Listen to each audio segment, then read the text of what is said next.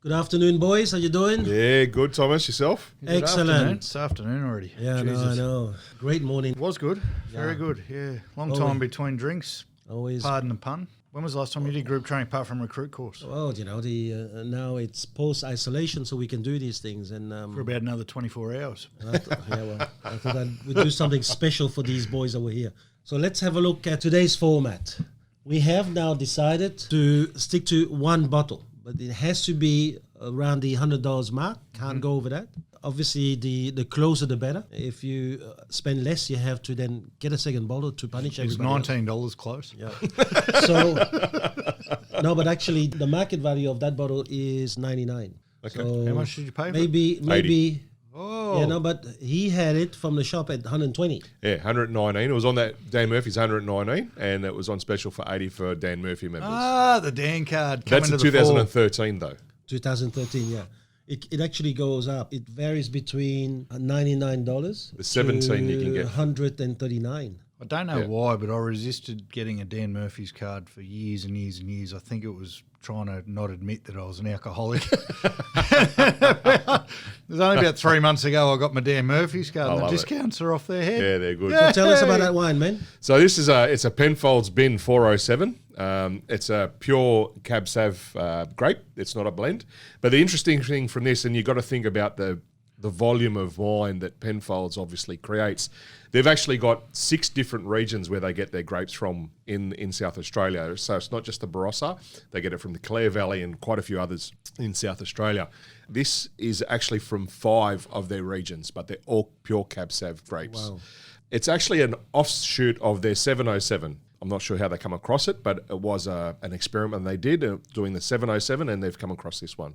This is a 2013. And I looked into what's the bin, especially with Penfolds. They've got a lot of bins. Yep. Like, for example, I think the Grange is their flagship wine.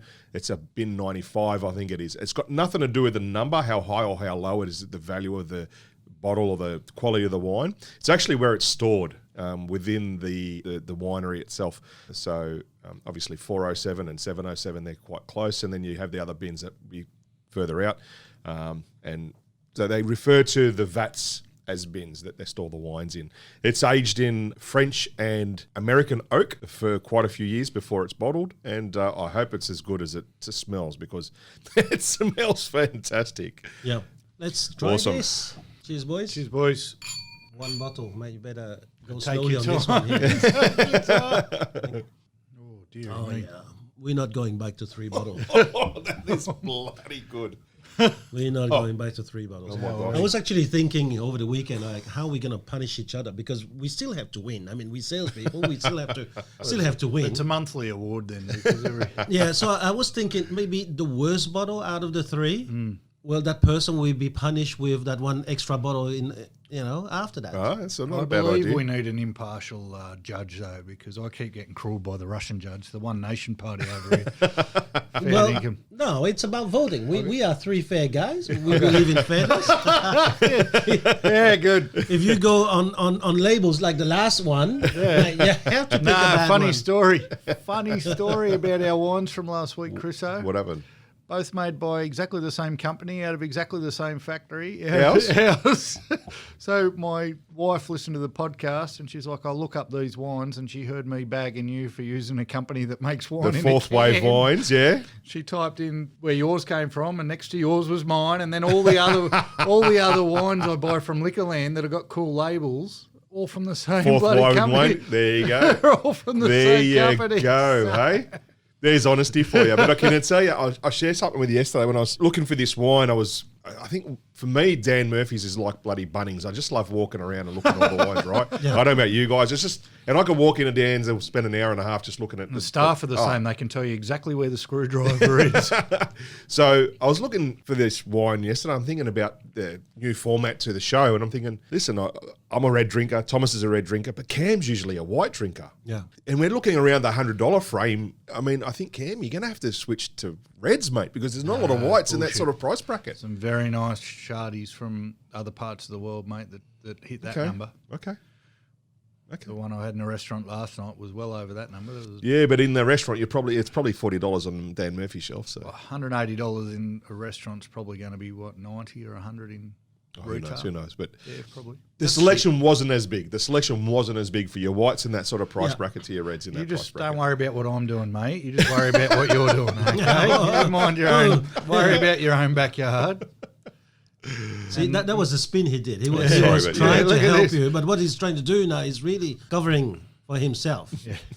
He's watching. Oh, you won't be able to do it. Setting some landmines up for you, mate. Can sniff out a free drink. Don't Mate, worry. I'm happy to take your wine as long as it's a good wine. But we're happy for you to buy that the other extra bottle because you're going to lose. But that's Mate, good. I'm excited because when you get up into the premium whites and Chardonnays, they are. Yeah, fair enough. And don't just think only Chardonnay. No, that's Even my, Sauvignon Blanc at the top. I've never drank a real Oh, premium. no, man. I loved it. I had one. It was just amazing.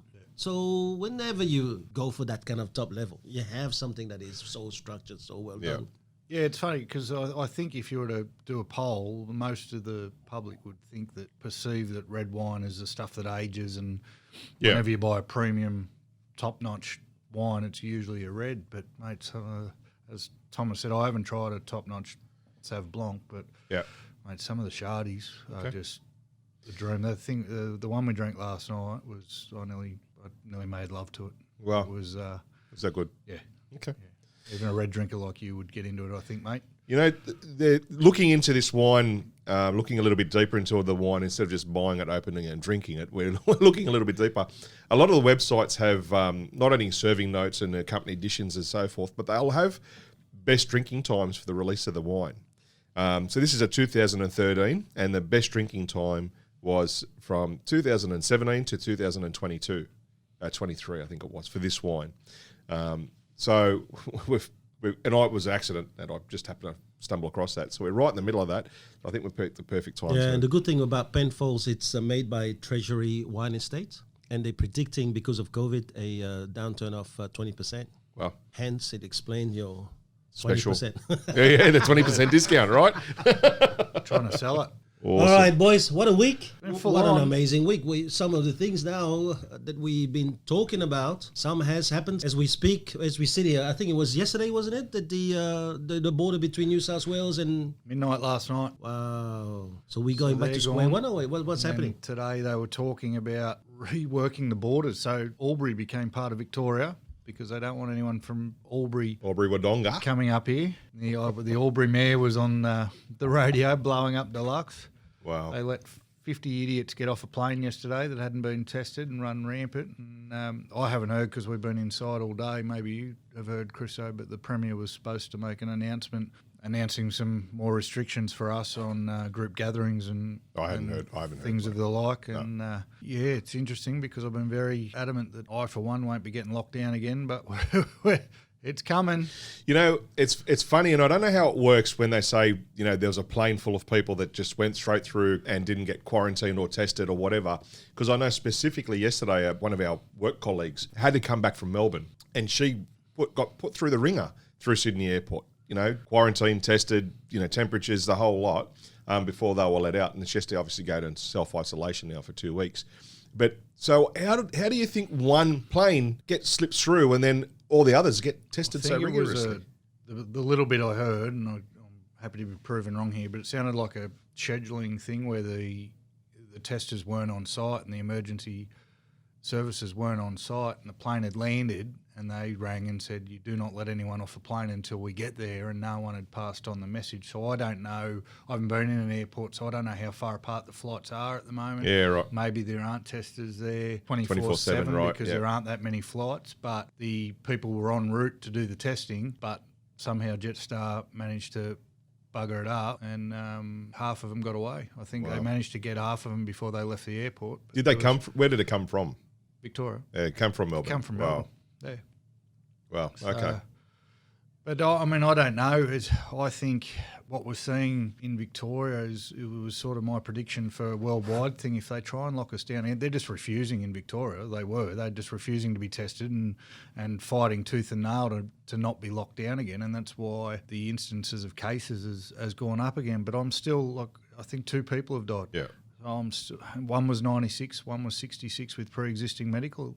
Yeah, right. So I'm still don't care. Yeah. Lock up the elderly, lock up the kids, let the rest of us go about our business, because there's way more people with the flu at the moment than there is with bloody COVID. Yeah, but that's not the direction they're going, right? It's from day one, they've gone into the direction. If it goes above a certain level, which is a level where the emergency can't cope with, then they have to lock people down. And so when you look at all this, mate, that's where they're going to go again. Like just today, about an hour ago, they had a surge of 19 cases just in New South Wales. So I don't know we're going to go there again. 28 people are missing from that plane. So what are we going to do then? Are we going to go out there and carry banners and say, no, we want wear masks, we want self-isolate? Is that what we're going to be doing? I'm going to ride it on my naked body and walk down this road. I'm not going back. Oh, well, these are the things that we're going to have to really discuss. There's no more lantana on your land, mate. Well, I can create lantana for you. Well, that was funny today, you opening up with the injuries you copped during the last isolation. You're not going back. Oh, how funny. Well, that was a very good group, though. It's unfortunate with our training. It's because of COVID now, we can't have more than 10 people in the room. And so what we did was the first in best dress kind of policy. Yep. Even though the group was then small, it was actually very, very deep today for a lot of these guys. Training based on the SMS is really something that we need to go by. It's taken me so many years of training to really come up with that concept, but I think it's going to enrich people, not just training them. Yeah. For me, it was good to see a couple other leaders in the room. When the training first comes up and it's 10 spots only, my first thought is I shouldn't take one of those spots because there's newer salespeople who need it more than me. But so I felt a little bit guilty when I did, but I've been going through a bit of a form slump and the realisation that my skills aren't where they need to be in a listing sense, and I needed the training, so I took the spot. Beautiful. You know, and then we had Joel there and Sam there and Rod there. Unless you're a guy who's listing and selling 30 houses a month, can't be under the illusion that you're as skilled as you need to be or that you don't need training anymore. And I think a lot of our leaders could do with that realisation themselves and get back to basics themselves, not be too proud to sit there and role play. I mean, that was great for me today. And what do they say? In a case of emergency, put your own oxygen mask on first. So if your team's in a slump and you feel that maybe you can help the team, maybe your training needs to be sharper. So, there's no bad can come from it. I mean, that's right. Being in a room full of people who are trying to get better is obviously very, very good for the soul. There was plenty of lines that were thrown out there today that I hadn't heard. New lines and new angles and new approaches. And then the old adage that you learn by teaching, to be in there and to be able to help a couple of new recruits and give them pointers made me really click to some of the things that I'd been fucking up on. Yep. And, I encourage, we've got to find that balance because you can only fit 10 people in a room and in a, I guess, philosophically, do new recruits need it more than existing leaders? Because if the leaders aren't as sharp as they need to be, that's probably going to be more damaging to their teams than not, potentially. So maybe that thinking needs to be flipped a little bit. I'm not sure. I think they need it differently. People need to have different wants and needs at the different times. Well, everything's changed, though, Chriso. So the market's changed. Like the real estate, I wasn't in it 10 years ago, but I'm pretty sure real estate isn't what it is 10 years ago. And I can't list a property the same way I could 5 years ago. Yep. So if you're someone who's been in the industry for 20 years and you've never learned a new presentation, a new line or any new skills, you are failing and you're not going to be able to pass that on. You've got a whole bunch of the new generation coming into your office.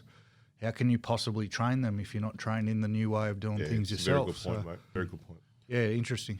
One thing, I saw towards the end, which I picked up which I haven't seen you do a lot of in the past, Thomas, more so recently. And it comes back to what we've been saying about critical thinking here, that many a time that I would have gone into a training session, enjoyed the training session, but not analysed what specifically I got out of it and what parts with your SMS. But today you went around the table and you asked people specific questions about, okay, skill, mindset and self. What did you get out of it? I think that forces everyone to reflect there and then why it's still fresh in their mind, to really get what lessons, skill, mindset and self did I get out of it today. So tomorrow, the next day, next week, next year, I can reflect on that even further. So I think that was very, very good. And it's forcing people to have that immediate critical thinking of what they just learned. It's very good. It's ingraining new habits too. I mean, a lot of people would have sat there and realised they didn't take any notes the session and, oh shit, now I'm getting quizzed on it. And hopefully that starts to develop a habit for them where they know this might be the case. And it's probably not happening in offices enough. Well, actually, yeah, I've never done it. I've never got to the end of a training session and sat there and said, righto, what did we learn? So, yeah, no, good, very good. What did you learn?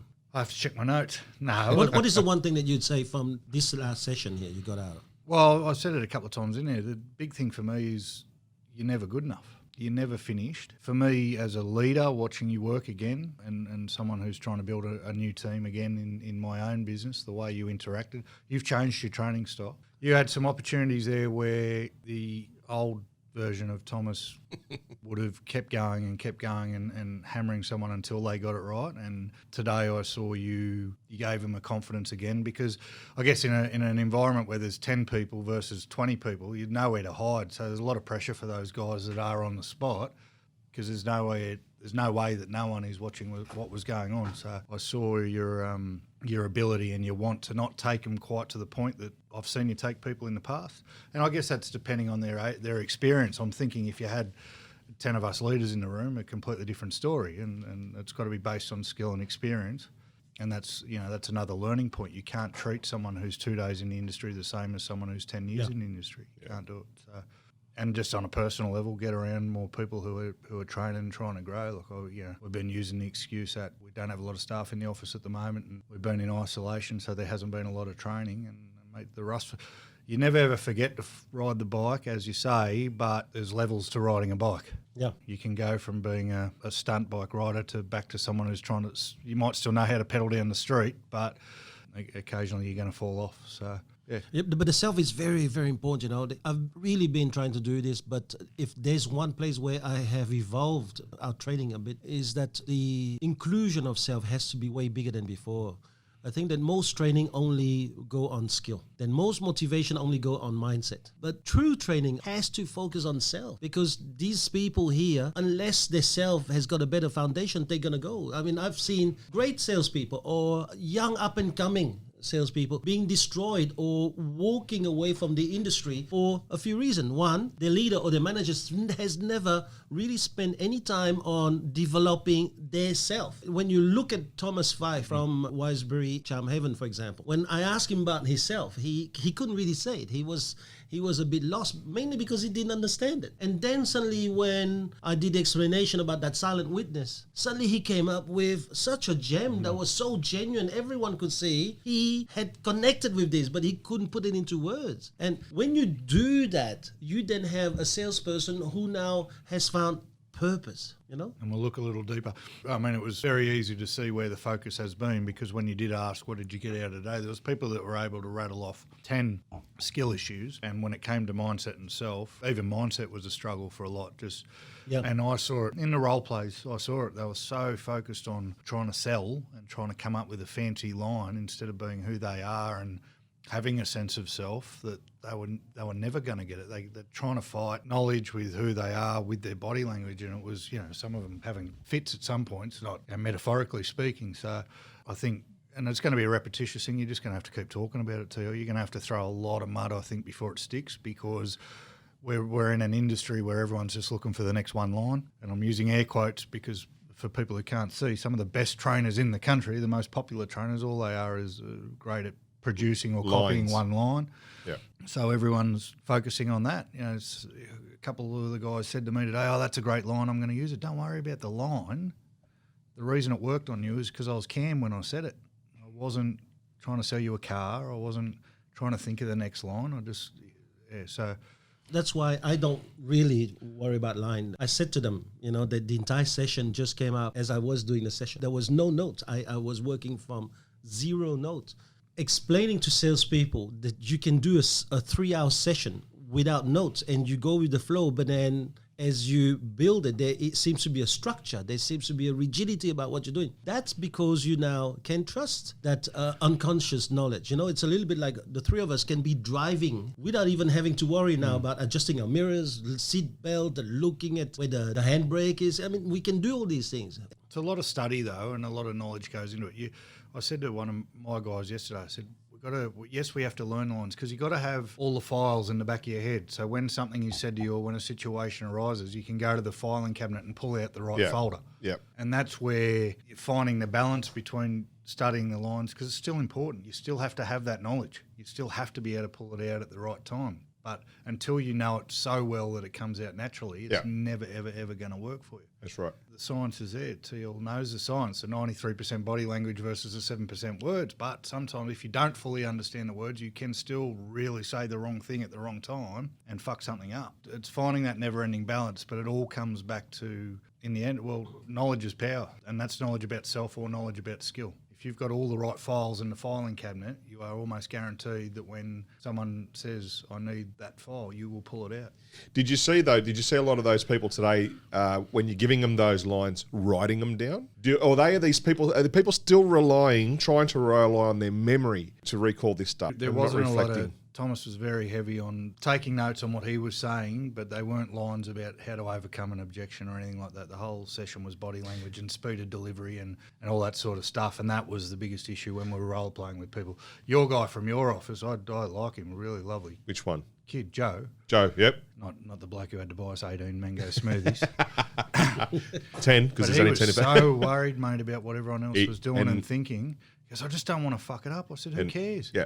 I said, look around you. I said, do you think they're nervous? He goes, yeah. He said, so who gives a fuck, mate? Yeah. Say it.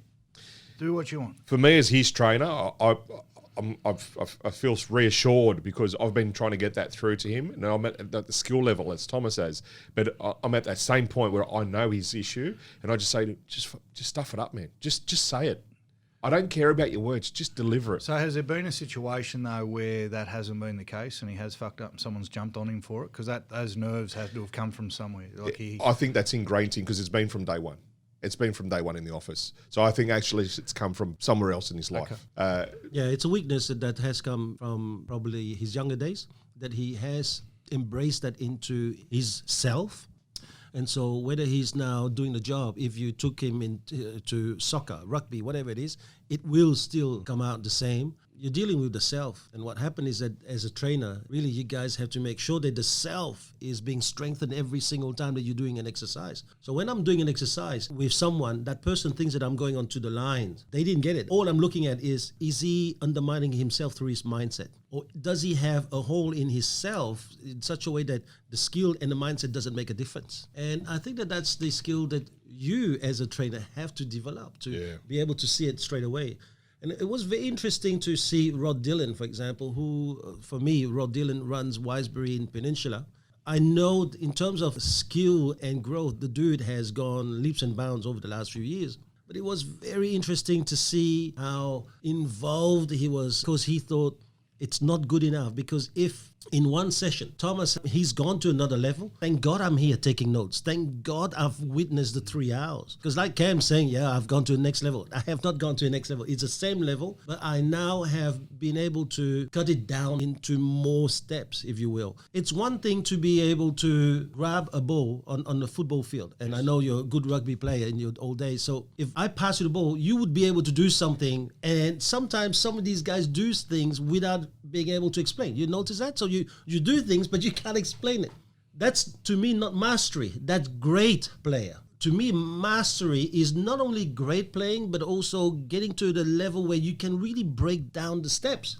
And you can really take someone through the step and you show them and they're going to go back to a different level. I guarantee you, Rod's going to go back to his office. You're going to go back to your office and the way you train is going to be very different. You're going to be so mindful about SMS. You're going to find out that person is missing the last S. That person downfall is M. You know it, and you probably with practice know how and what to do in order to get one of the three back up, right? Yeah, a lot of learning to do, but the awareness of it. Jay started on Monday. It's a completely different learning curve and learning experiment because we're very different culture. So the Vietnamese Jay from the kids started. recruit training, right. I'm with you. Right. So the learning curve there is going to be a great one and a steep one. I know he's listening. Jay, how are you, mate? Did he walk in 10 foot tall? He does. He did. He's a great kid. Oh, mate, and the work ethic on him, great mindset, kid. Not a problem with him. We're working skill and then the self, but to do it across cultures, like to do it to someone who's been in the country for 7 years and from an Asian culture, which isn't something I fully understand, is a whole nother level again. And it's a good learning curve for you too now. Massive. Yeah, it's huge. Awesome. So it's, and it's not lost on me. So I'm very careful. We've done a few training sessions already and I've been very deliberate. That's good. In I think he's going to be a monster, mate. I think that kid's going to be I think that the only thing that you have to do with that kind of guy is to really teach him connection, because connection is a universal language. Whether your mother tongue is English, Spanish, Italian, or Vietnamese, connection is a universal language. Yep. Once you connect with client, it doesn't matter you know only 2 words. I worry because I'm trying to teach him to connect how I connect, and he's never going to be an Aussie bogan. No. So and I sit there and go, how can I articulate this in a way that, because very direct, one thing I've picked up, very direct. Yeah. You know, are you selling, can I come to your house? That's mate, technically perfect, because that's what we want to find out. But sometimes between point A and point B, there's a back road that we have to take. It's a bit of foreplay. And my way of obviously describing the foreplay is as ochre as it can be. So nice. And that's nice a skill thing for me too. That's a skill. How can I convey the connection and the ability to relate and build rapport with people in a way that matches Vietnamese culture? Because I don't know. And you know what? Coming from having different cultures within the office, I had a Vietnamese young guy said to me one day in training, he said, "How do I ask for a glass of water?" That was his question to me. He goes, "How do I ask for a glass of water?" And I really taken aback. I said, "Well, what do you mean?" He goes, "Well, if I'm at a listing appointment, he goes, if I'm thirsty, how do I ask for a glass of water?" And I said, "May I please have a glass of water?" He goes, No, it's not that. I said, "No, there's something there culturally that I'm missing, that I don't understand." And then we just went through it. And he was worried about not being able to come across as being rude just simply by asking for a glass of water. And I found that amazing. And I immediately go, what am I missing here? And we went into it, and after a short discussion, obviously he's got over that. So we actually then started to train on conversation, just simple conversation, how he could, with that connection point of thing, how he can be more interested in what he wants to find out from the person than what he wants to tell the person. And we did that, and he did very, very well. Charlotte was asking me, because there was a question, I think, on Facebook or Instagram about the books that I would advise people to read in the beginning of their career. I said to her, one of the 2 books I was asked to read was How to Win Friends and Influence People from Dale Carnegie. I think that all of our new recruits should be doing this, because we're in a business actually of life, of living. And in this business of living, communication is a huge skill that we have to have. And I think it's not really a matter of nationality. It's not just the Vietnamese. You'll find that there's a lot of people who are like that. And it's a lack of empathy. Right. It's a lack of feelings, and I think that How to Win Friends and Influence People will be telling them, well, you need to be interested in people. You need to really get your radar out about feeling what people are thinking of feeling. Then you can connect. It's a skill. It's something that, people have to take the time and read and study. Why would you be that stupid to hire Vietnamese? Because of his nationality, he can't ask people the right questions. That would be stupid. Yes, okay, it seems to be that, a lot of these guys have been hardened by generation of people who had to fight to survive. Therefore, they have disconnected a lot of their feelings for the sake of a more mental kind of survival thinking. Empathy probably is what we need to train. So my fuck up is I've noticed a lack of empathy, but I'm putting it down to a cultural thing rather than a dude that needs to work on his empathy. Yeah, get him to read the book first thing. Do him a favour. I gave him a book yesterday, influenced by Robert Cialdini. Robert, way too much for him. He's a learner. I gave him your book. He's got a copy of AC, and then he said, "Yeah, but Influenced by Robert Cialdini is a bloody good book, but it's still, to me, very left side of the brain. Analytical brain. Yeah. So what he needs to do is to more trigger into the right side. Right? He does not have to understand 2 + 2. He just has to feel it when you're going to ask him an addition. So he's got a lack of EQ. He needs to work on his EQ. Yeah. Okay. So when working on his EQ, then I gave him a scientific book. Well done. I'm on fire. This is going to break down the science for you. I think there's nothing wrong. I think that what you're doing is, out of your generosity, you're trying to really help him improve. But trying to help someone improve, as you know, it's not enough. If I don't know, when I go into a Formula 1 car, if I don't know how to, if I'm not taking a fast turn, are you going to put it to the fact that I don't know how to brake, that I'm not pressing hard enough, or that I'm not braking early enough or too late? Or could it be that I'm scared of speed, of G-force? So you're really going to have to do some more thinking. And I think that as a leader, leadership starts with self-leadership. You can't lead others until you lead yourself. Yeah. So you have to learn to know how to change some of the triggers. You have to know how you're using your triggers first before you can really train it into others. Yeah. I can't train someone to feel better if I don't remember what it felt like not to feel good. So whenever someone's doing some gesture, I immediately play in my head, all right, what if I did that gesture? How do I feel? And that's when I went, no, don't use your arm that way because it's sending this message. Because in my own head, I'm already thinking, if I did that, this is what I'd feel. All the external behavior of a person, they mostly universal. When a guy fidget on his feet, he is not sure of himself. Whether it's a Cam or a Chris or it's myself or anybody else out there, right? So if I can play it in my own head very quickly and as I see it, then I now can recognize what he's doing. Yeah. How good is this wine? Sorry, not to take away from your point. It's a bloody good point. I was just thinking, I love the wine, but hey, listen, guys. That If cheese you go too. to $100, yeah, that's a Roquefort for you. Look Yeah, at- that's look the at the well. real Roquefort. oh, Anything else is a copycat. That one's also French. that's very pungent. The blue, those. Oh, Yeah, but you can have different blues. You have Stilton. You have a lot of stuff. that's the oil. It's crumbled. It has a little bit of sting to it, right? Yeah, that's what a Roquefort is. So the taste is like a blue, but then the sting is real Roquefort. It's not just Next wine. time, get a bit of Roquefort, and then as you have your steak, get the sauce going. Do you know how you get normally your sauce and put a bit of cream? Forget the cream, put a bit of Roquefort in it. How do you say it? Hogfort. Roquefort. So you don't say Rochefort, it's Roquefort. Hogfort. Does it start with a H? I still or is it gonna remember be one of I went to the a 2-star Michelin restaurant they have in Roquefort, and all that they did, every dish had Roquefort cheese in it. Wow. Every dish. How good. From entree to dessert. How crazy is this? I'm going to ask you again. Where do you get this? Where'd you get this? From Roquefort. No. Hogfort, yeah, but I want to know, does it start You get with that a from the H? little deli up near. In the Blue Mountains, yeah. Oh, that's. Oh, okay. Rightio. Hogfort. So it's not- But I think that you can get in quite a few places. Okay. So if Not you go Carry and, On, mate. and You can't get it in carry on. craft singles and Q. If Coon Foodworks cubes. is listening, can we stock up on the Hogfort? please? let's go back to our stuff here. So if we're spending so much time here in our salespeople, what about our clients and our buyers out there? I mean, what are the mistakes that they're really making because they don't know which agent is really involved into training that into them so that they deliver the right thing to clients, and which agent is really a mercenary trying to get a sale like a vulture, not interested in personal growth so that they can actually deliver a better side of themselves to their clients and customers. We had to come up with 5, yeah? Yep. There's a fair chance we've probably all got very similar 5. And that's why I wrote more. On the seller's side, they're all based around, for me, the mistakes, a lack of information, a lack of Yeah. personal research before they go into selling a house. I had number 1 speaking to only one agent prior to putting their house on the market, but then probably number 2 needs to be in front of number 1, which is not doing their own market research before they speak to an agent. Yeah, but let's go back to your number 1 so that we get it right first. Let's go back to number 1 so we get it right first. Well, number 1 is only speaking to one agent. Now, So why is that a mistake? Well, don't get me wrong. I love it when I'm the only agent called out to a property and I get the listing. Absolutely. But would I do that when if I was selling my house? Definitely not. Not a chance.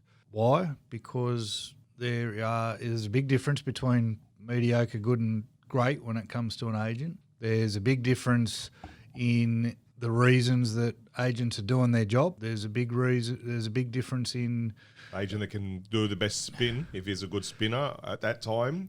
That one Yeah. agent, one interview, he can tell the biggest lies in that one interview. I agree. and they don't give themselves a chance to get a gut feel. Yeah. They back that up with, we cover this off, I think 1 and 2 are going to cover each off together. They back that up by a lack of knowledge about their own market. If you're going to sell a house, you can't just invite someone around and believe everything they tell you. You need to have a rough idea. No, you don't have to follow the market, but okay, I'm thinking of selling. Maybe I'll have a look around at what houses are selling for. Maybe I'll have a look around about who's getting the best results. Maybe I'll have a look around. I got the best surprise of my life 2 days ago. I went to a listing appointment and the vendor gave me the comparables. Yeah.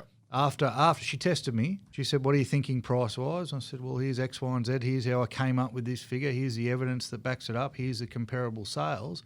And she said, "Oh, thank God." I said, "What?" She goes, "Oh, I had a guy out here yesterday and I kicked him out of my house because he told me 900,000. I know for a fact that he's at least overpriced it by 100 grand." Wow, that's good. I had another listing appointment yesterday for a property that I'd had previously listed in Barrow. We listed them just before the storm came through, and unfortunately their house got destroyed in the storm. But when we went out prior to the storm, we were the only agent they spoke to, and we listed them. And they came back to us over the weekend and said, look, I really don't want you to get upset, but when my mum was selling her house, I told her, make sure you speak to at least 3 agents and get some different opinions. And I've been kicking myself that I never did that, and I've just got to be true to my word. So is it okay if we go and talk to other people? You can't say no to that. I'm not going to sit there and go, no, don't talk to any other agent. So what happens is, in one of my core areas where one of our offices is there's 2 offices. One office sells houses for $46,000 less per sale than the other office. Now, our median sale price in that suburb is $660,000.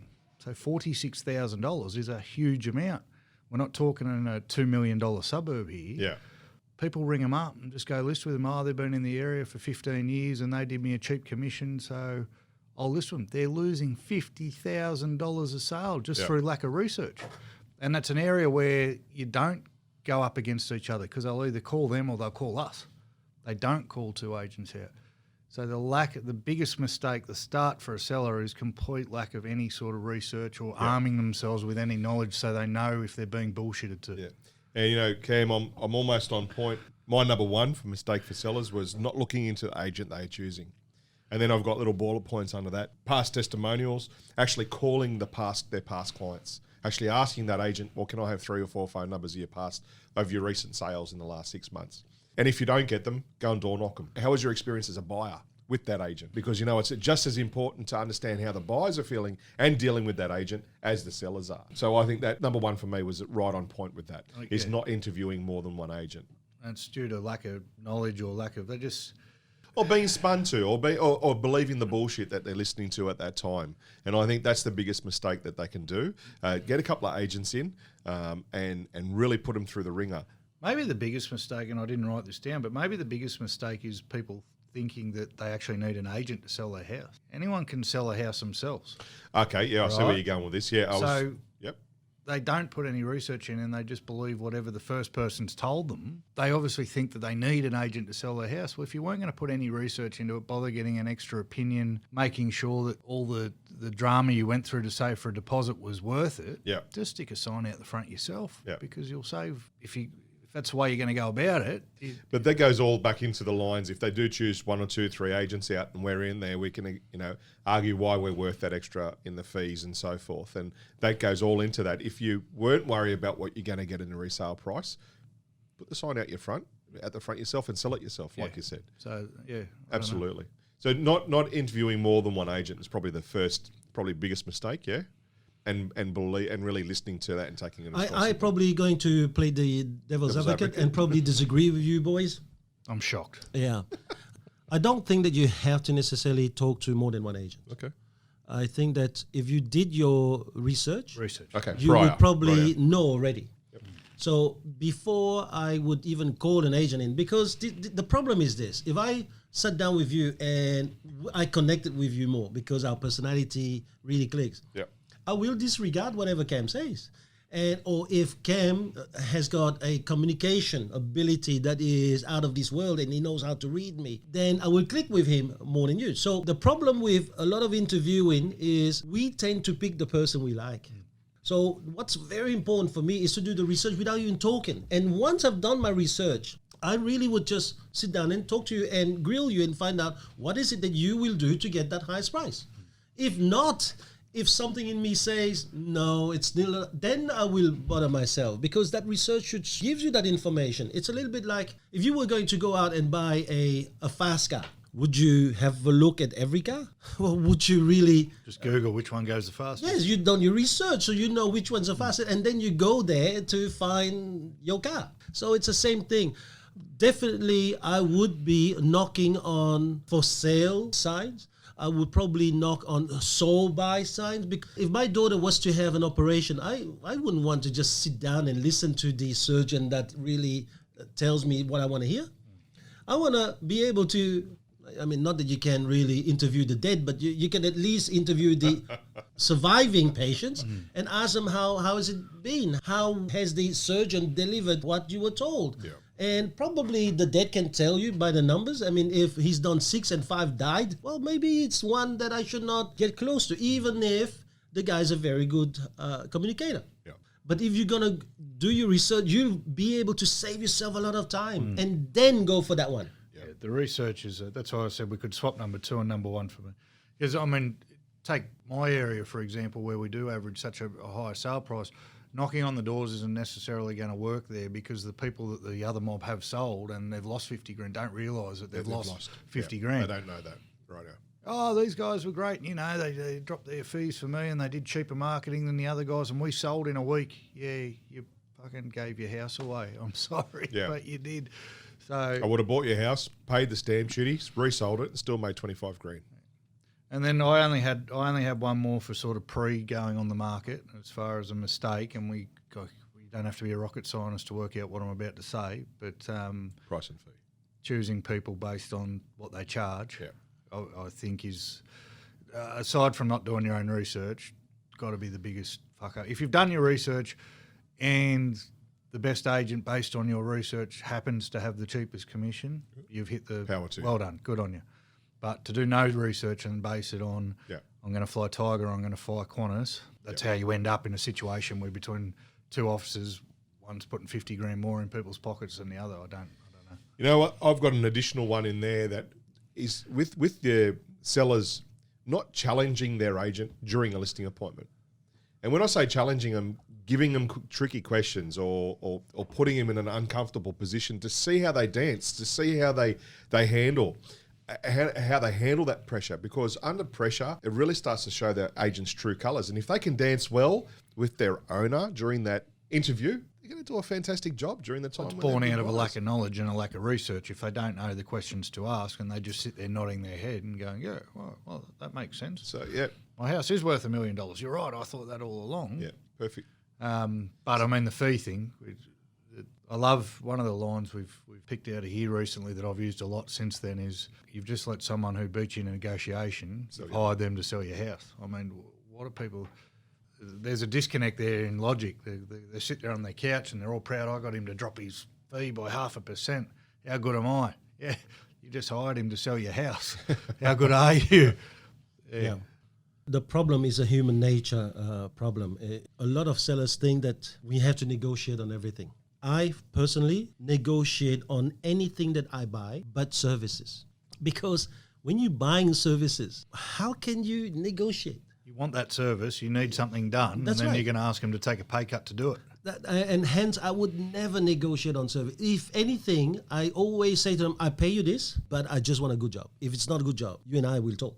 And so I have no problem. Where if you were to buy, let's say, a Sony television, yeah, you can negotiate because Sony television from a seller is different to another place where they sell the same television. Yeah. You'd be stupid not to negotiate, but to go and pick an agent. And I say this to people all the time. Most people have sacrificed so much for 4, 5, 6 years before they put together enough of a deposit to buy a home, right? Mm-hmm. That's 5, 6 years where they're not going to the best restaurant, where they are going to go camping instead of that around the world, first class, traveling. But then when they sell that house that they worked so hard for, they would just sacrifice all those 5 years because they like the bloke. Or a 0.5% or $3,000 or $5,000 means that they're winning. They're coming up ahead. How do you know after those 3 agents what you're going to end up with? For all I know, the first guy could, the second guy could, the third guy would. How do you know? Is the fee that they charge the factor that tells you that you're going to end up with more money in your pocket because you picked that person? I've seen owners proud of their sale price, not proud of a cheap agent. That's nice. Good line. I like that line. And that's one I've teach the guys. I mean, say to owners, I've met owners proud of a sale price, not proud of a cheap agent. Yeah. I think it comes down as simple as that. I know you fight very well for your fee, Cam. So. I just figure, mate, if I'm going to work for free for you and do everything that I told you I was going to do, and then put a figure on a contract in front of you that you're happy to sign, why should I take a pay cut for the privilege? Yeah, good man. Most people are awake to that. Right. I mean, than if I'm a 3% agent working in one area where I came up against 1.6% the other day. Yeah, well, The other agent knows I'm 3%. Why not go in at 2.5 or 2.7 or 2.8? Get yourself some more money, mate. Yeah. But if you can't ask for it yourself, how the hell are you going to ask for it for your owners? And that's my little speech in training before about believing what you were saying. yep. I believe that wholly and solely. I believe 100% that I'm the best person to get you the best price, and we've got an unblemished record of doing it. So when I look you in the eye and tell you that, 9 out of 10 people believe me enough to use me to sell their house. Yep. The problem comes when they don't call us in and just go with the other bloke because they haven't done their research or they've heard about. That's going to happen, mate. It's going to But if you're so you work in an area where people do cheap fees, yeah, right? very. Below 1% sometimes. Yeah, but they have the most expensive sound system in the house. Yeah. So I'm in an area where on the exactly what I said. If you were an agent Yeah. and you knew that your competitor was a full % dearer than you, and he was still winning listings, and you're like, "Oh, I'll undercut him." Why wouldn't you try and undercut by 0.1% or 0.2%? It'd Why? make, or even why you- 0.5%. Why would you why- go 1.4, why you- 1.5% less? Yeah. And No, but that's probably because their skill level and their belief in themselves is so low that Yeah. in order to be competitive against you, they have to go 1.6. They almost have to half it. And then the people sitting on the couch in their lounge rooms who have blood, sweat and tears for 6 years to even get the deposit. And I don't care if it's your first house or your fifth house. At some point, you had to go through the ringer to save a deposit to buy a house. And yes, it gets easier after your second or your third one.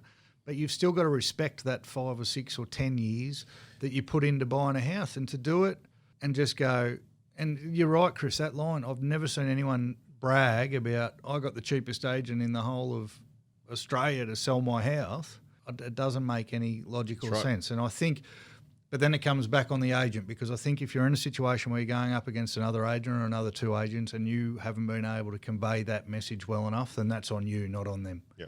I'm a firm, big believer in no excuses, and I'll never walk out of a listing and say, "Oh, I missed it because of fee." Obviously, I've overcome low fees in the past, so if on this occasion I haven't overcome the low fee, then that's my fuck up, not theirs. At the end of the day, as you said, there's those lounge rooms or those dining rooms that you don't get into to speak to those people.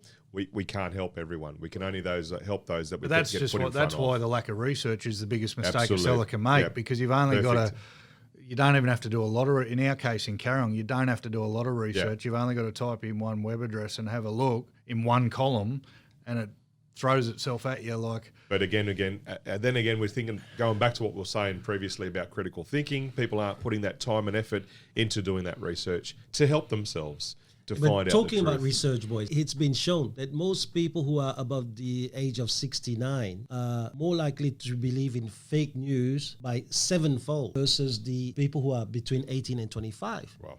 I'm not saying that most of our home sellers are above 69, but it is also something in human nature that drives us to buy from the person we connect. So if I connect with you more than I connect with Cam, it looks like psychologically it is easier for me to believe everything you say. And on top of that, the good spin that a lot of these agents do is that they tell you one thing that you know for sure is true. That's called 10%. Then they attach 9 things that's full of shit. But you still believe it because you're so dead certain about that 10%. And you like the guy. Therefore, liking the guy does now embellish all the other 9 points that he's delivered. And so the fake news are just crazy. People, even if they were to do research, do you really believe that they are going to find the real information? Not always. Yeah. No, not always. So how do they find the real information? Let's go back to more one, than I think one that you angle. said, knocking on the doors of existing clients and past clients. That's probably the best way, isn't I it? put a list. So I put a list in my pre-listing pack. There's a list of my last 20, 30 sales, everyone's name and phone number, free to call them at any time. Don't know if anyone's ever been called, but my body's on the line, so to speak. Perfect. And it's, not every transaction I've ever had has gone swimmingly, but the ones where it hasn't gone 100% according to plan, they're still on there. Yep. Talk to them, because I find out, even off the people who didn't quite get the result they wanted, whether I was 100% honest and 100% upfront and 100% transparent the entire time. Because sometimes shit just doesn't go your way. Sometimes you're going to put your house on the market and a week later there's going to be the worst hailstorm in rugby league history. And sometimes you're going to sell your house 2 days before the election, where if you had it sold it 2 days after the election, you may have got $50,000 more. Sometimes shit happens, but ring up, find out about my values, my ethics, and whether you think you got the best possible result. Best possible result is very condition-based. It's timing-based. Best possible result isn't always price. Best possible result might be a time frame where you need to be out of your house in a week. So I always talk about the best possible result, and people just equate that to money all the time. And a lot of the time it is money-based. But in a down market or in a coronavirus where no one was able to sell houses, were you still able to get our house sold, yes or no? Best possible result, not just any result. That list of the last 30 sales, I mean, that is crazy. I mean, to be able to do that, you're really transparent and putting yourself on the line. The only people I don't do is if I've sold a lot of house for a lot of policemen. I don't know whether the universe is bringing them into my life or not, but I don't. Obviously, there's certain details that don't get given out. But, Sure, that's fair. Yeah. And I've got to explain that too, because it still has the address and it still have sales and stuff, and I don't want people to get the wrong impression when they don't see a phone number. So I explain the fact that these guys work for whoever they work for. And that's very cool. You can't be much more transparent than that, Cam, and that's an absolute. Yeah, but how many agents would do it? But that then is your unique selling point, and to sit in front of sellers and say, listen, I'm 100% transparency to the fact that here's all my last sellers for the last 6 months. I don't want it to be a unique selling point. You know what I want? I want the government to regulate it that you have to. But that's. I would back that up. I would put myself against, and I don't know, you have a list of 5 questions you can ask them. Were they honest at all times? Did they deliver on what they say they were going to do? Did you get the price that you were quoted? I've just put a deal together before we came in here where the other agent in that same area I'm talking about told the lady $850,000, you won't get it in this market, but I reckon $850,000. We've just sold it for $890,000. Yeah. I'm sure that lady would appreciate the $40,000 extra. Oh, mate, it's life-changing. It's not small. It's not small coin. The $3,000 extra you might have had to pay me to get it, that's small coin. Yeah. The $37,000 extra that you now get to move on, she's been through in the 4 marriage days problem. There's been in the 4 days it took you to get that deal together, and even well, we've longer been than negotiating that deal for 3 weeks. There you go. So Yeah. 3,000 extra. They're still charging 2.7 or something, is it? No, well, it depends. They walk in and they say, "Oh, we're normally 2.9, but for you, I'll do it for 2.5." But that's negotiable. That's their line. Right. They walk in and say, "Oh, my fee's this, but I it's still believe negotiable." they're too dear, 2.5. They're way too dear, mate. I mean, it would be like seriously trying to sell me a Hyundai at the price of a Porsche. They're way too dear. And then the other thing is they do a different fee for everybody. So when I hear that they've charged someone 2.5, I go, geez, you must have pissed them off. What do you mean? Oh, because they did them for 2.2 and they did them for 1.8 and they did them for 2.8, so they must really hate them, but you've done something to annoy them. They're fucking morons, mate. We're in a suburb of 2,500 homes. Yeah. News gets out. Apparently not enough news, but just ask an extra question or two. So I think to your original question, people are going to get fed fake news. So obviously you have to type in more than one website and you have to talk to more than one person. I mean, anyone who's making their decision based off a website like Rate My Agent, where agents are paying for their reviews and getting judged on, you only win the Agent of the Year on Rate My Agent if you've paid for the most reviews. That's right. That is going to spin a lot of shit in a lot of people's favours. I mean, I'm sure it won't be long before realestate.com start trying to charge us for it, but all the reviews, how many you've sold, more importantly for us, what your average sale price is, it's all there when you look to find an agent on realestate.com. It's very hard to fake those figures. Yeah. I think that to make sure that transparency is right, so that bullshit artists can hide behind not doing it. Maybe the Department of Fair Trading should have on their website every single sale that happened in every area versus the price that the agent estimates was and their fees. That will kill a lot of people who have to listen to an agent, and if the agent happens to be a very good bullshit artist, well, they're going to believe the wrong thing. Yeah, I mean, you'll never get away with that with privacy issues. But I challenge anyone, if there's any agents listening, put the list of your last and all your sales, not just the ones that you got a good result on. That's right. Or Put you got your along last with your 10 customers sales. on. Yeah. Listen, mate. Do it. The last thing that the government is worried about is your privacy issue, right? They couldn't give a shit if they can just get you. That's a fair point. All right, so the government can do a lot of stuff. The only privacy that is really existing is among mates in the government. Yeah. Okay? if you're Daniel Andrews and you fuck up with your brand stacking all this shit, we're going to now spread the COVID bullshit so that we stop the journalists from traveling, and we'll put the cops around the hotels and keep them in. It's not to keep the rabbits out, it's to keep the journalists in so they don't find out that there's way more behind this. How right? do you So find out? Stop the privacy How do you bullshit, find man. out though that what they were quoted? I suppose you just got to ring and ask the vendor. What price did they tell you? No, you were gonna get? no, Agency agreement. It's got to be on the agency agreement. Submit the absolutely. agency agreement to the Department of Fair Trading. How many people are going to do that? Yeah. No, but at least it will clear it up. I I know agree. we're doing it, but listen, right now the Department of Fair Trading, that is an organization that's supposed to be like keeping real estate clean. They're not doing their job for two reasons. One, they don't have enough manpower, and two, they're really dicking around with little piece They're of asking shit. the wrong questions, mate. You just spelt get- something wrong on an agency agreement. Here's a fine. Like that's That not is the so problem. wrong, It's mate. not the Walking biggest into a problem we show have. and saying that, have a look at the expiry date on the certificate. Are you serious? Your CPD points. Are you serious? Your CPD, that is the biggest insult. So I'm sorry, Department of Fair Trading. I am in Bochum Hills. Come and see me, and then we can talk. You can check on my stuff. But really, they would do this, right? I guarantee they use a 1% agent. Auditing all those people, and They would. they just hold it over you. How about you don't do commission? Oh, we won't go there. Might have to delete that. I won't throw out that. No, it doesn't matter. We'll keep that shit. So we have to be very, very daring in what we're doing, boys. This is what we're doing here is not about how to occupy 4 or 5 hours of a day to do a bit of podcast. No. We are here because we want to change certain things. We are here because we want to change certain things in our profession. And not only it's about our profession, but it's also about telling people, stop believing the crap you see or hear. Start using your intelligence. Yes? And so that's where our spin busters come in. And so, yes, sales are in there, but spin busted whenever we need to call it, well, let's call it. Does anyone else have any for pre-transaction mistakes? Obviously, if you pick the wrong agent for the wrong reasons, you fucked up and there's nothing's going to save you anyway. But my next one went into... I think that for me, is picking an agent that is in your area. I don't pick a surgeon to operate on my child because he happens to live in my suburb. Right. I just pick one that is good. Now, if I have to travel 3,000 kilometers to find him, that's where I'll go to find that doctor. The same thing when it comes to finding out the right agent for you. Don't just stick to the one that is in your neighborhood. Yeah. So something that's get used against me in Barrera is that I live on the Central Coast, and even though it takes 19 minutes to drive from my house to Barrera, that's what other agents are thinking is a great USP.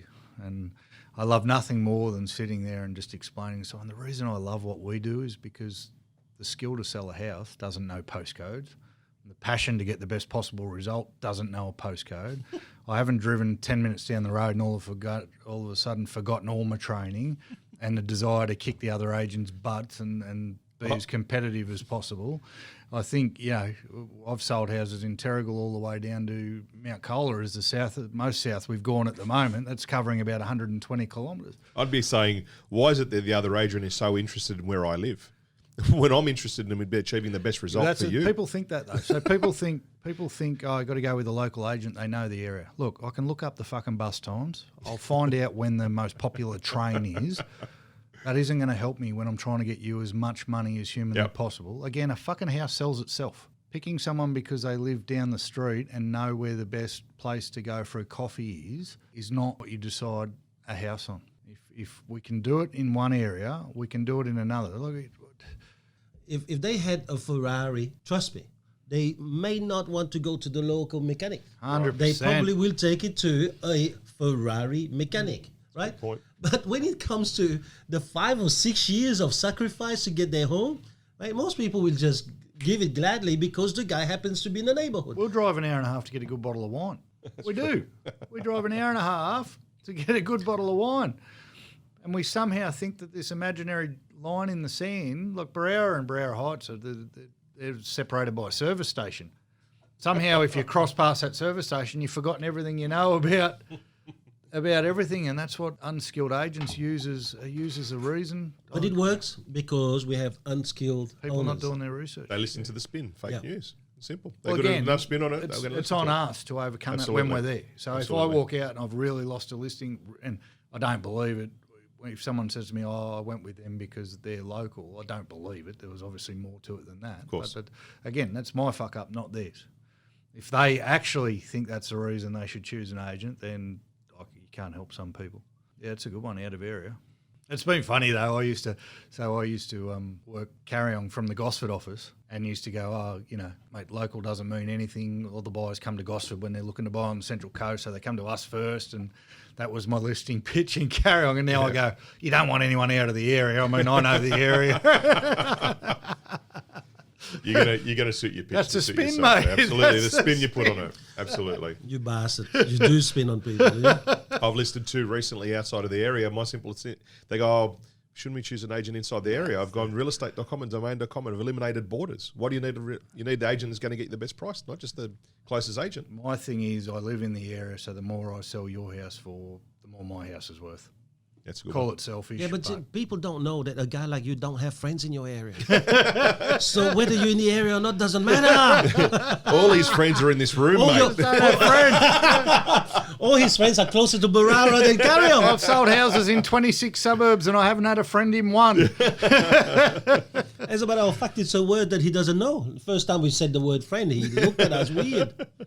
Oh, you mean mate? Mate, I'm teaching you slowly the Aussie vernacular.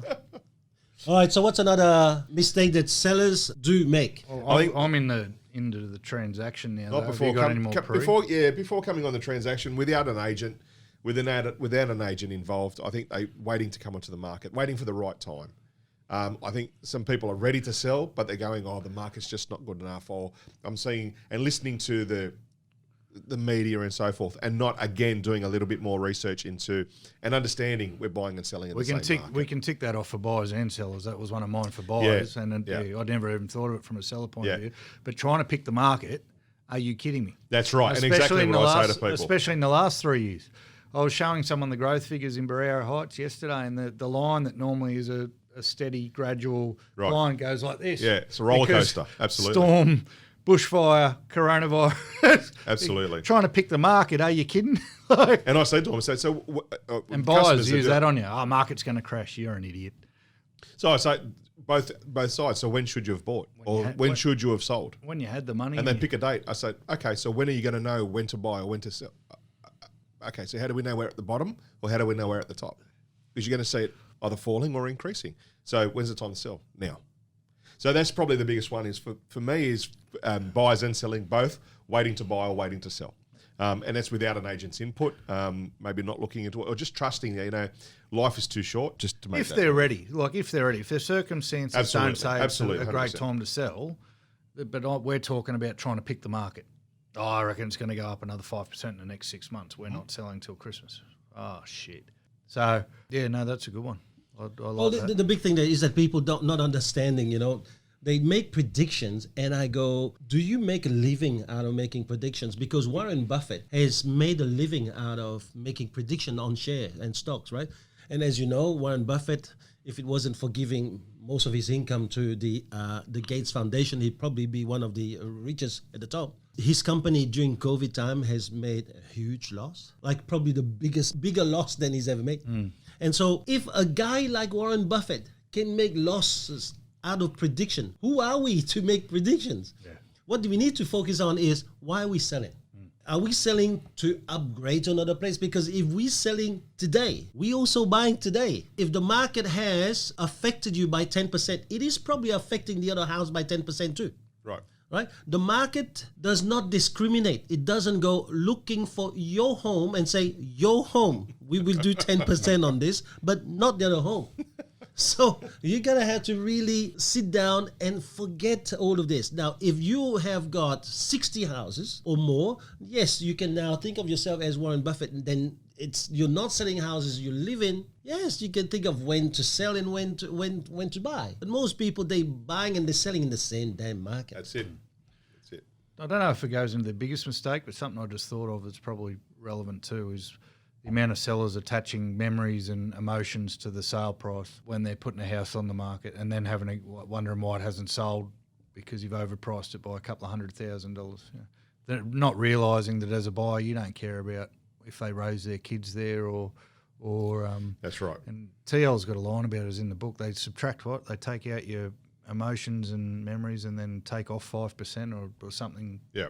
I can't remember exactly. It's been The equation, yeah. yeah, but obviously another problem. Yeah, you've put your blood, sweat, and tears into the house. Cost plus memories equals value, and then buyers is true value minus improvements minus costs. Yeah, something along those along lines. those I know what lines. you're talking about.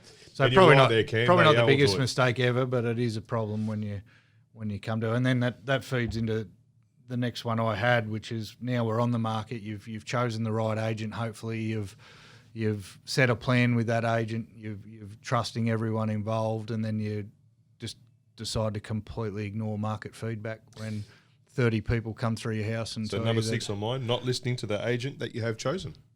Well, So you've chosen a doctor to do the operation, but you're telling Yeah. them how to do it. Yeah. Yeah. Well, it was number 5, not trusting agents' advice. So you're going to pay someone on $1 million property if you pay the right commission, $30,000 to sell your house. Yep. But you're going to take the advice of even your solicitor who's never sold a house before and has no idea what's going on. Or your in the mate at the market. pub who drinks 10 schooners. Your friends and family who might have a bias against real estate agents because we're making more money than them. You never know We've what's all come going in. into their advice. But We've all come across We that. believe in those fake news, especially when they come from friends. here we are. I've gone through all my research and I've done all this and I've fought hard to get this agent because he's going to be the best guy. And then this agent's going to say, How many houses you own? Nothing. I'm still renting. Yeah. But listen to my advice. Listen, Karen, sorry, but look, I know this is where we thought the market was at, but we've now had 50 people come through your house and none of them are saying that. We might need to listen to some of the feedback.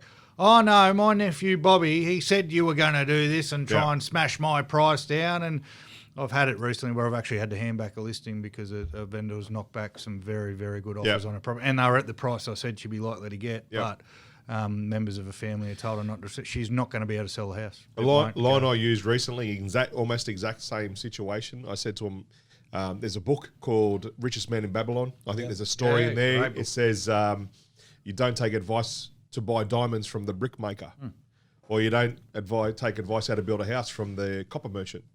Why would you take advice from your carpenter on how to sell your home? After you've employed the carpenter. After you've employed your agent. No, but that's what I mean. Yeah. Why? Exactly right. Take Listen their to the advice. right people. If they're giving you advice and you haven't hired an agent yet, I mean, it's still silly because they're not in real estate, but family mean well and the right intentions. But you've just hired this person. That's right. You've put all your trust and you're sacrificing, or you're putting all those years of trying to save the deposit on the line for you to hire this person. That's right. And now you're listening to your auntie's sister's dog's cat about what to do because they watch the news. And the news told me that's massive, massive problem. Yeah.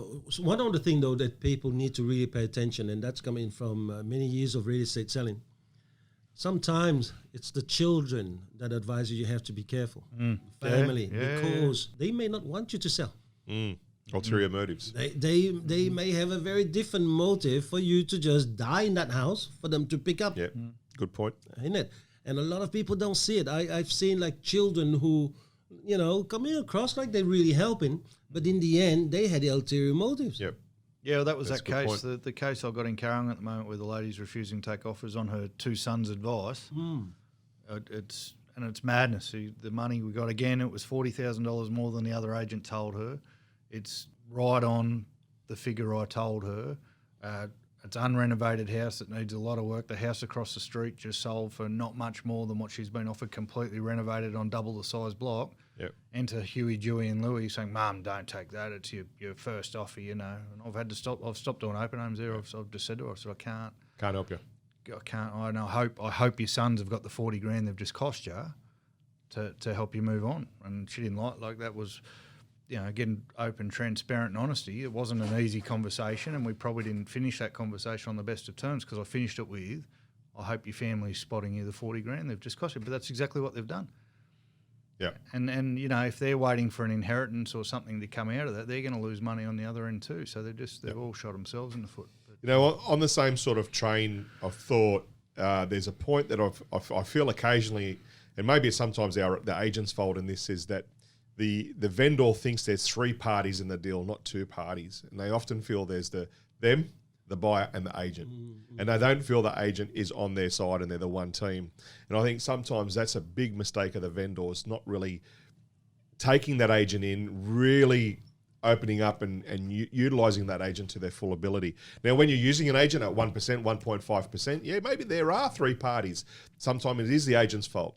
But I think in majority of cases, if you've got a good quality agent and you're a vendor, you really should be entrusting that agent to do the very best for you. We're assuming they pick the right agent. Well, exactly right. What I'm saying is sometimes that there may be that vendors thinking there are three parties in the deal rather than just the two. We as an industry have dug ourselves that hole because that's the issue I've got up there, is that the agents are working on turnover, not best possible result. So they may be pushing you to take a sale. I love the line. They're McDonald's agents. They sell the most burgers. They're just not good for you. Hey, I like that. So you can have that one. That's me on sellers, though. I was on to buyers next. Have we got anything else for the sellers? I've still got some from sellers. Believing the three parties. We spoke about that. Not asking help from their agents when they're actually going to buy. So if they're buying outside an area or buying from another agent, how about you? Because I know for a fact that I'd do it for free, and I have in the past. Help them to purchase their next property in the negotiation process. If I have a superior negotiation skill to the agent that they didn't choose, and they're going to go now buy something smaller off that agent, well, let's how about to get some more money in their pocket by helping them negotiate a lower fee on their purchase. I think some owners don't feel they can come and ask the agent. I don't know if agents offer that to their owners. I actually look forward to the opportunity to be able to do that for my owners. But I think that's one of the mistakes that maybe we overlook as agents, explaining that to our owners. I always throw it out there. Yeah. If you're going to buy on the other end and you want some help, I'll be able to put the bullshit meter on them for you. That's how I say it. Absolutely. So if you hear anything you don't think's quite right, run it by me, or if you want me to negotiate for you, I'll do it for a charge. Meter, I like that, the bullshit meter. That's good. And that's probably that's the last one I've got for sellers. Oh, the other one I had during sales process is a lot of people don't like confrontation, and they wait for things to fester before they bring it out. Open and honest communication. And that open and honest communication, and not holding your agent to account. So if there's something you don't like, whatever it may be, speak to your agent and really have that open, honest conversation with them during that fact. Because and I say my owners, if there's something that I don't know is broken, I can't fix it. Again, maybe that's the agent's fault, not explaining they want that level of communication. Well, that's not doing the right job when you set out the plan for doing the deal in the first place, the working together. For me, it's a case of, listen, we're a team now. Yes, I'm working for you, but I prefer to work with you. I hope you can tell that I'm pretty straight up front. So if I see a problem, you're going to hear about it. I expect the same in return. Vice versa, yeah, perfect. Because, we don't have to be best friends, but to get the best possible result, we're going to have to always be on the same page. What about, I keep thinking of ones now, we're rolling. What about the myth that, and the mistake I've seen a lot, and sometimes you can't do anything to help them, is, you never take the first offer? Yeah, again, that comes down into getting sold. That's been drummed into people, that's been drummed into people. I got my biggest story on that. We would have had the first $1 million sale in a certain suburb, never been offered, and the day before the house went on the market, I got these people an offer of $1 million on the dot. Wow. We're due to go on the market the next day, and we were expecting that figure or maybe a little bit more anyway. Like that was what we were aiming for. And no, if we've got this the day before we're going on the market, imagine what's going to happen. That buyer changed their offer to $950 when we tried to counter, and ended up 3 months later the market had dropped and they ended up taking $976. There you go. But people have got it drummed into their head. You never take the first offer. Well, that's all circumstance dependent, mate. But that's human nature, man. I think that every one of us is a bit of a gambler, and in the gamble psychology is that there's always something better out there. And the gamble psychology is that you will always sacrifice the first one. Right? They don't understand. The agent, when he gets that, he's probably going to give it to the best crop. But when it comes to money, people don't believe in the best crop. They think that there's going to be a higher one because they said no to the agent. Yeah. Well, they think that because they haven't been on the market yet, that properties need time. But as we've got to explain, it's not how long the house has been on the market, it's how long the buyer's been on the market. Yeah. It's, I get it. People go, you sold that quick, why should you get paid 3%? Because you're paying for all the work we've done for months and years before to have that buyer on our books, for them to come and offer you $1 million because of the skill to stop the property going on the market. Would you rather me sit on the market for 6 months and then I'm worth 3%? Are we doing it on a time basis? So people forget to take circumstance, and obviously agents do a bad job of explaining circumstance versus the dollar figure. It's not about how long you've been on the market. It's sort of if you've set a plan and your goal is to get this price and that price comes, it doesn't matter when it comes, you got to bloody look at accepting the price. $1 million house is always going to be worth $1 million. It's never going to be worth $2 million. So what are we waiting for? It's an old analogy that not old. It's actually new. FOMO, fear of missing out. Like Tom just said, we always want to gamble. There's something better on the other side. There's always something better coming up. Sometimes a gamble's worth taking. If someone's offering, in an area where the median house price is $670,000, if someone's offering $50,000 under, that's not a gamble. That's you wait. It's common sense. You do your thing. But Right. if someone's offering you on or above what you were hoping to achieve in the first place, move on. Man, have a think about it. And I don't know how you work, Chriso, but Life's too short. I've never ever told an owner to take an offer. Our job is to inform them and present them with all the options and let them make an informed decision. Exactly right, I mate. believe. I'll never. It's a conversation I just had with a lady on the phone. We were hoping for 900,000, and there's been circumstances today where there's a very good chance that New South Wales is going to get shut down again. There's different things going on. She just had to make a decision on whether it was worth holding out for an extra 10 grand or taking a bloody good offer as it was. Yep. And she made that call, but And it's it not was a our good job offer. to tell. She said, "What do you suggest?" I said, "No, not my job." I said, "I'll never, I'm not here to tell you to take offers. So let's look at all the facts. The facts are it's the only buyer we've got at this stage. The facts are it's percentage terms within a 15th of getting what we were hoping to achieve. The facts are that things are going on in the market. We're very uncertain. Life's too short. What do you think?" She said, "Oh, yeah, I think we'll take it." I want to tell you one thing about buyers and sellers this time. When you recruit someone, you have to apply what the All Blacks have done in rugby, which is to recruit people based on their values. And the 3 top values of the All Black is humility, excellence, and respect. I truly believe that if you really focus as a seller or even a buyer to dealing with only an agent who can have or espouse those 3 values in the way that you interview them, you'll be fine. If you have someone who seems to say all the right thing and who seem to have all the right answers the way that we spoke about, but they don't display humility, excellence, or respect for your home, for yourself, chances are you're going to lose anyway. So I think that the interview process of buyers and sellers has to be on the quality of the agent they're dealing with. If you have the bad agent, how do you know you're buying something great? If you have a bad agent, how do you know that the offer you're getting, he's really worked hard for? Yeah.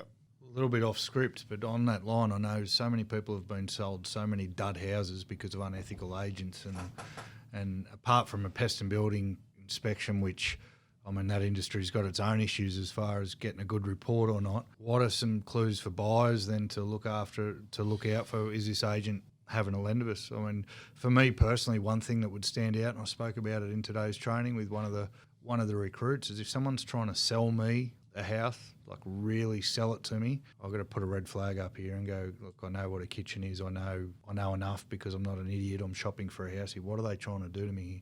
How can a buyer tell if they're dealing? Because humility, excellence, respect, how do you work that out at an open home? When in a good market at the moment, it's unfortunate, but a lot of people have got to make a decision within half an hour of an open home on whether they want to buy a place or not. And the odds aren't in your favour about knowing whether the agent's being legitimate or not. How do we overcome that? Even if you are meeting the agent at the open home, you can ask a few questions. One of the first questions I would ask, what would they take? If the agent tells me figures, I already know this guy does not respect his own sellers. If he's about to just sell his own sellers, the person who's paying his fees, by just saying they would accept this, or if you gave me this, I can bring it to them and then we can start from there.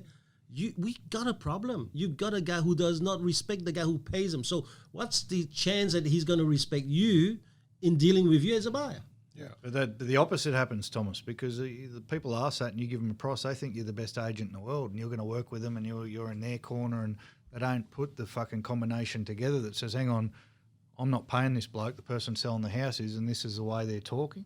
They think that – I always worry when a buyer comes off – like I want my buyers to respect the job we've done and I want a good relationship with them and I want a nice testimonial at the end, but I definitely don't want them thinking they got a bargain and – I want them thinking they should use me when they go to sell because of how hard the negotiation was and things like that, not because they think I did right by them. Like, that's I hate not buying from you, but I'd love to sell with you. That sort of mindset. Yeah, Absolutely. Yeah. No. So but they don't. You go, oh, what will they take? And I go, oh mate, Well, throw in 620. I reckon I might be able to get it done for you. And they go, how good an agency? When I go to sell in 7 years, that's who I want representing me. You fucking idiot! What do you reckon he's going to do to your house? Look, I don't think in this market people. Well, I'm not saying it. You might be having to buy. They've been looking for a week and having to buy in the first or second house they've seen. I haven't seen that in this market. They've been able to take their time a little bit longer and been in the market and looked at a few more homes. But at the end of the day, there's an old analogy. If you've got bad taste, you can take your time. If you've got good taste, you know there's going to be other buyers there. I think you've got to go with your gut feel, but you've got to do research prior to go out and buying. This day and age, if you have not done your research in the area buying, because information is so easy to come by, there's sold houses, bedrooms, conditions, land size, it's all there, real estate domain, that's all on the web for you to see. That information you can educate yourself. If you haven't done that, it's your own fault, regardless of how hard that agent's trying to sell it to you. Now, the only agent, I believe, is only going to be able to sell someone a house that wants to buy it anyway. Yeah, to a certain point. But I was just looking for red flags. See, I don't do it. I'm a firm believer in the house sells itself. My job is to obviously point out anything that may go unnoticed to the naked eye, but my job is we start dancing when the numbers start flying, mate. When you've decided you want to buy it, then my job takes over, and my job is to negotiate with you, again, the best possible result. Yeah. It's an interesting thing with buyers. One of the biggest mistakes buyers make then, though, and it's sort of counterintuitive to what I was just saying, is in our experience, they don't believe what we're saying. So, I run a business of complete transparency and complete honesty. I will not tell you there's an offer on the table unless there's an offer on the table. I will not tell you there's other people interested in the property if I've got no one else interested in the property. And usually, but for your our exception buyers, to that case, Kate, for that's our an buyers, unfortunate thing, mate. it's not unfortunate for us because we sell the house anyway. It's unfortunate for the guys who ring us back and go, "Oh, you sold it on me." Yeah, we told you. Yeah, exactly right. We told you. So again, do your research, work out whether you're working with a con man or a scrupulous agent or not. But then if you've got a good feel about the agent, you're buying a house off this person, maybe you need to trust that what they're saying is true. Yep. And we've seen time and time again, we get, Ellie and I have had many an abrupt phone call with disgruntled buyers who, when we've said, listen, this is going to sell today, you need to get a move on, and we've sold it that day. And they've said, well, what do you mean? What are you doing? Well, we told you. But we told you. Yeah. We're not. I had that recently myself, but all good. Yeah, but all good. again, that's you. They have dealt with another 5 agents who told them the same thing and it didn't happen. So they have to develop the ability to recognize, the truth. Yeah, and the how can they do that? agent to deal with. How can they do that? Question and interview people, and then listen. A person can lie to you on one thing, maybe 2. Great people, maybe 3. But if you spend 5-10 minutes with the agent and you're asking them quite a number of questions, you will start to see a pattern, and you'll know straight away. Then from then on, you can deal with that person. I'm truly a believer now that as a buyer, it's not just about going out with the stock. If I was to buy a house, it's one thing to have a look at the stock. I would rather interview an agent and say, all right, find me the stock. Because now I believe you, Going out there and get the stock is just buying what's available. What about finding what's tailor-made? Yeah. What about the buyers who'll let their dream property go for $5,000 or $10,000 because they didn't think they got a win? Yeah, they deserve it. Yeah, they deserve. We're talking about the biggest mistakes, but a couple of mine with contradiction in mind. Number one, getting caught up in emotion. People sometimes just need to take a step back occasionally. But if it's their dream home, then get caught up in emotion, mate. We're here to get the best price for ourselves. Okay, we're talking mistake of buyers make. Right?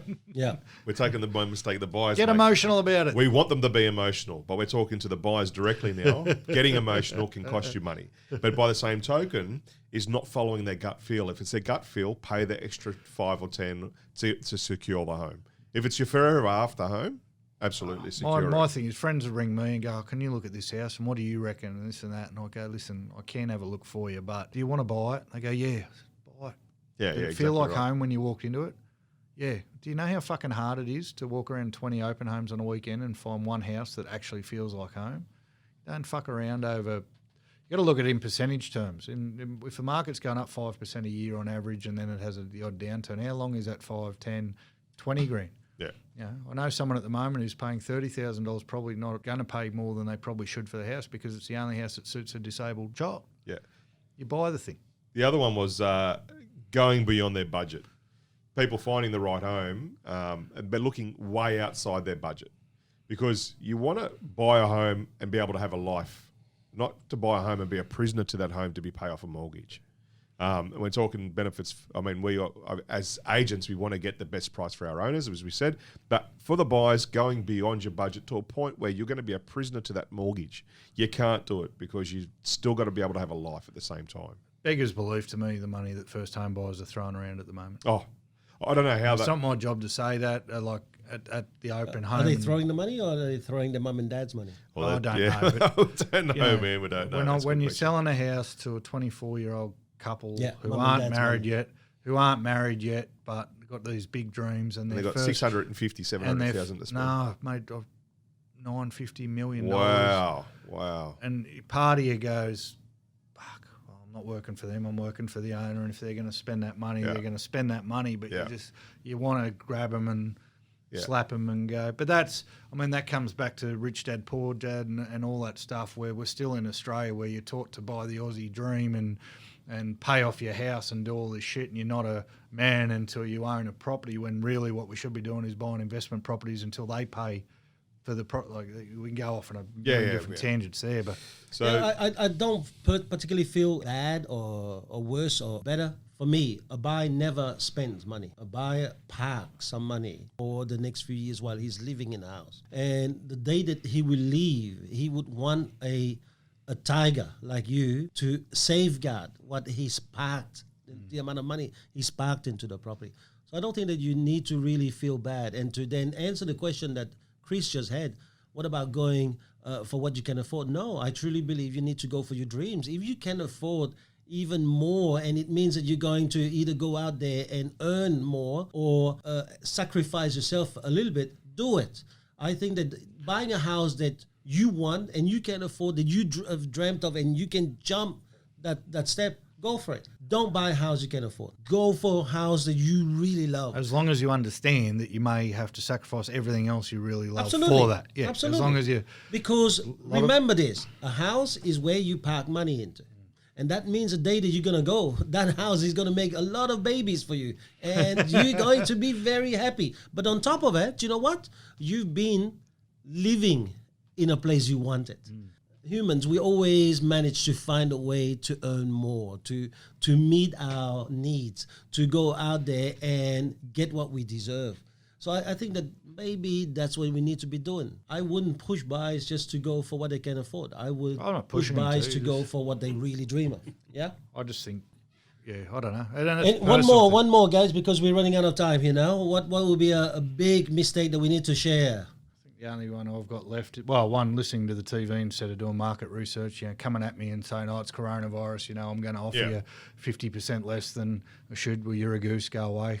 But again, trusting people external to the industry, when we say we get a deal done and we're in a cooling off period now, the amount of times where instead of an issue might arise and instead of calling the agent and going, hey, this issue's arisen, what do you reckon we can do about it? They go straight to their solicitors. Their solicitor's job is very, very black and white. Yeah. There is no grey in the law side of things, and the deal blows up over a cracked roof tile because I've read them bloody solicitors' emails that go back and forth. They're never nice. They're never, hey, man, there's a cracked roof tile. What do you reckon we can do about it? It's just, my client refuses to proceed any further until and you get the call off your vendor and go, I've just got this email from my solicitor and you didn't know anything about it. I think one of the biggest mistakes buyers make is, again, through lack of trust, not involving the agent that they're buying the house off in the post-transaction sort of dealing. So I think it's cost many people a house they love. We're talking about buying a house you love and dream of. I've seen people miss out on a house because of a dodgy building report that said there was termites when we later found out there was none. I've seen...